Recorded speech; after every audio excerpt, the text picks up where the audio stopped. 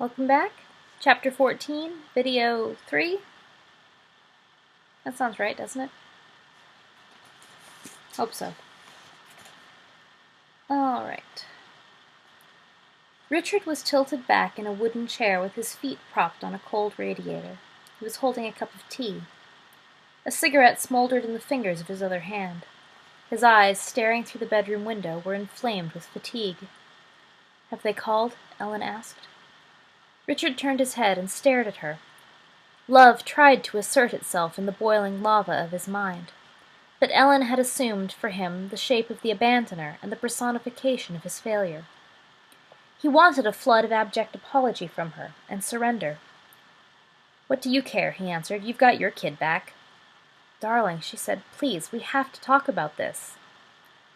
Richard took a long pull on the cigarette. He exhaled and flicked the cigarette against the bedroom wall. It fell to the floor in a shower of sparks and ash.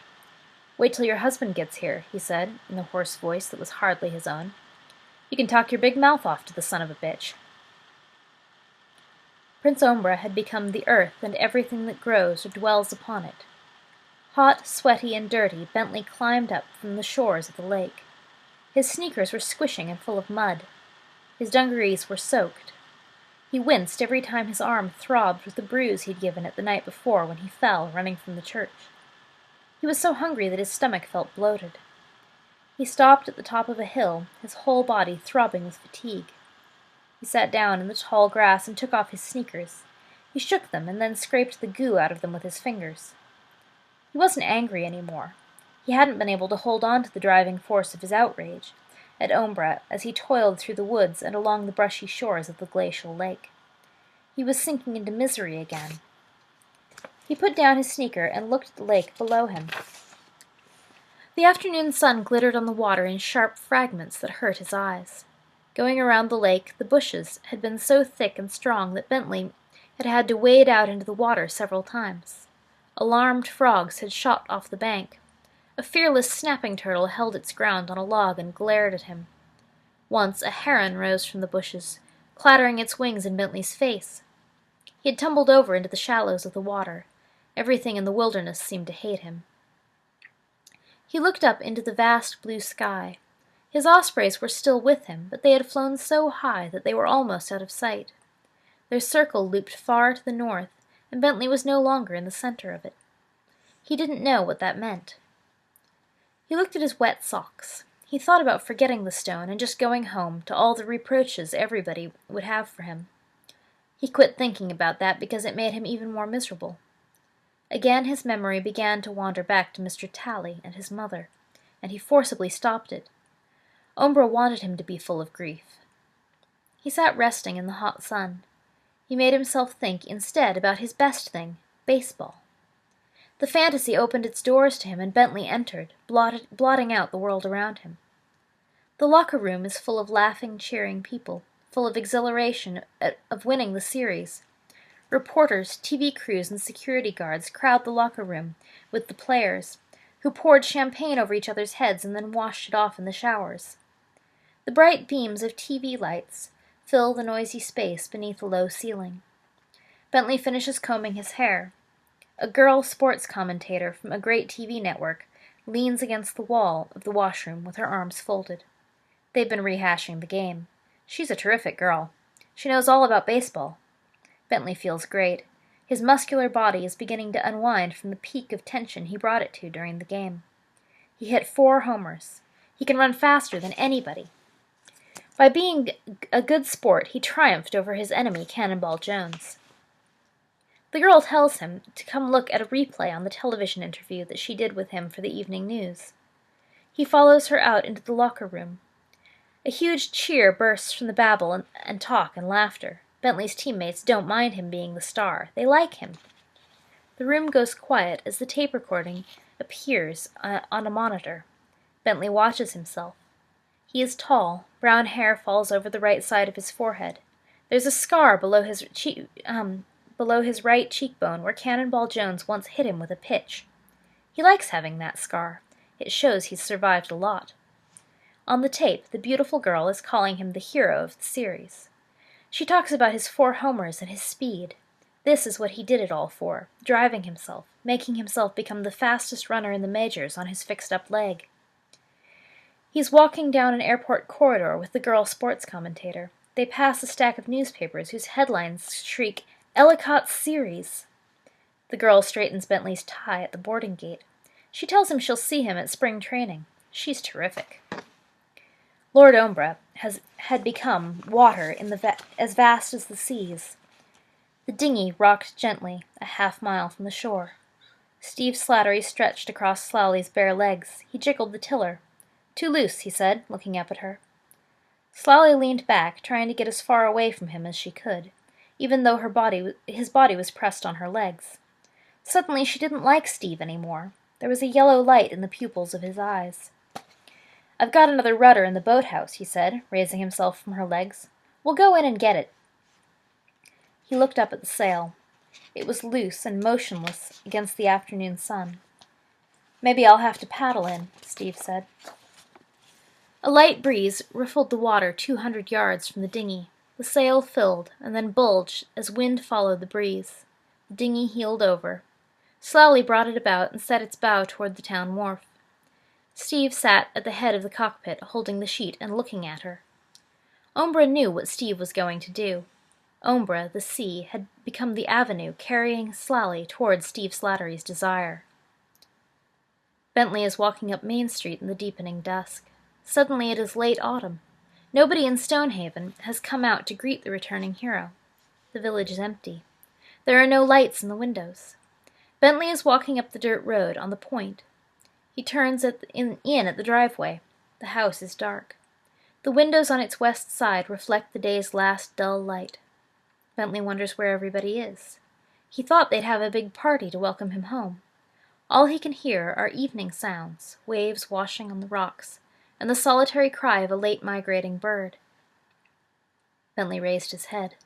A small wind from the coast blew across the forest toward him, swaying the treetops along its path, leaving the illusion that an invisible being was moving toward the grassy hilltop where Bentley sat. He didn't want to have the daydream anymore, but Ombra was afflicting him with the despair of shattered dreams. The vision compelled Bentley as if it were a prophecy. Bentley walks across the porch and opens the front door. He smells dust. The closets of the house are bare. Sheets are draped over the furniture. Bentley is bewildered. Where have Slowly, his father, and Ellen gone? Why isn't Dr. Christine there with grouchy cracks about people who make their living playing games? The television set is gone from the library. They aren't going to sit together and watch the replay of the game or his interview.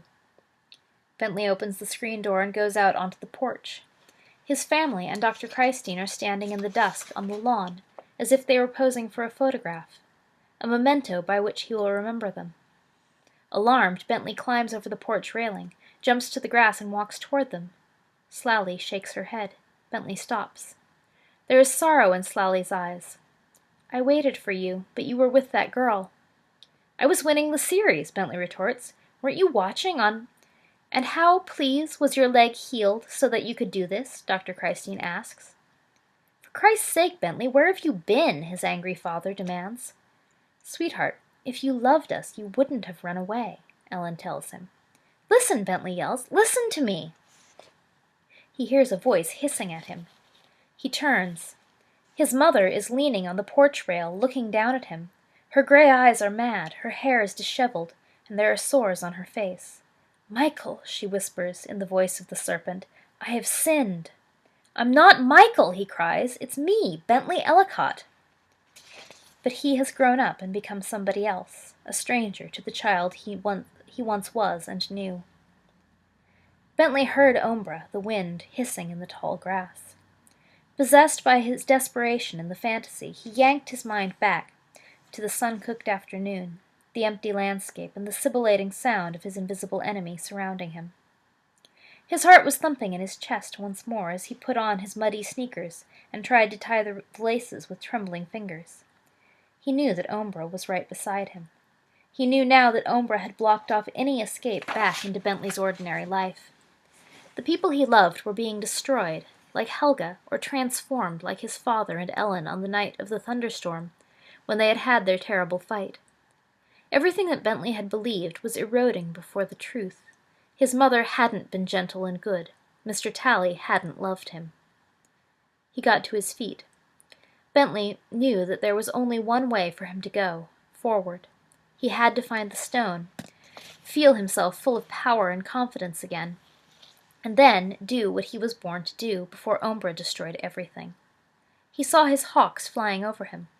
They turned against the blue sky and flapped toward the north. Bentley was right on the edge of their circle. "Wait up!" he screamed at them. He began to run down the side of the hill. "Wait!" he cried again. Ombra sang a victory song in the voice of the wind as he watched Bentley running through the tall grass toward the bait that would lure him to his death in the waning of the day. Lord Ombra turned away and aimed all the power of his sorcery against Slately, the Rememberer. "Now!" whispered the mind. "Now!" Lord Ombra commanded, and Steve Slattery's flaming senses obeyed. McGraw ran his big hand over his face. He watched the sun burning on the uplands, the coast, the flat sea. Exhaustion was diminishing him. His brain wasn't working right anymore. He had conceived the idea that nobody else but him felt the strangeness that had grown and metastasized through the day, turning everything, the earth, the air, the sun's fire, and the sea, into menace. He opened the door of his cruiser and sat on the front seat with his feet on the ground. McGraw knew that there had been some sort of a change in him, but he was too tired to figure out what it was, or who had brought it about. The engines of cars and pickup trucks were revving on the hot curve of the highway below Pensionville.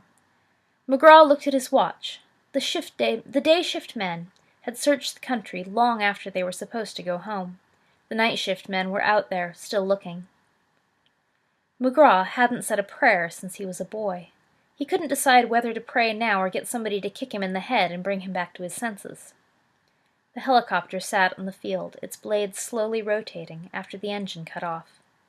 Barney, the state lieutenant, walked over to McGraw's cruiser, stuffing a pair of leather gloves into his hip pocket.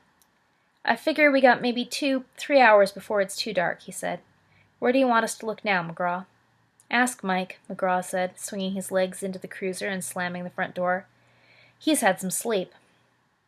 Cars and trucks were taking the day shift searchers down the highway toward Stonehaven. A few men of the night shift were looking at maps and listening to Mike's instructions on the other side of the road. Barney put his hands on the door of McGraw's cruiser. "I think he's dead," he said. "We sure as hell would have seen some trace of him by now if he was alive. Maybe he went south. Hell, maybe he drowned." McGraw looked up at him through the car window. "The Coast Guard's been on the lookout since 3 hours after both kids disappeared. We found the girl." "That doesn't mean the Ellicott kid didn't double back sometime during the night and fall in the water," Barney said. "Coast Guard can't see him if he's 30 feet down." He spat in the dust. "You'd better call it off by morning, McGraw. You're beginning to waste a lot of people's time." The state police lieutenant was giving substance to an anger that had been growing in McGraw since afternoon, since the thing he was angry at was the same thing he sensed but couldn't define, in the northern lights and the burning day. It was almost a relief to focus his rage on Barney. "Take your goddamn flying machine and go where Mike tells you," McGraw snapped. "The Ellicott kid isn't dead. I'll be back before dark." He started the engine and swung the cruiser out onto the highway, and drove the winding way down to Stonehaven, with the anger almost choking him. And I think we'll stop there and do one more video for Chapter 14.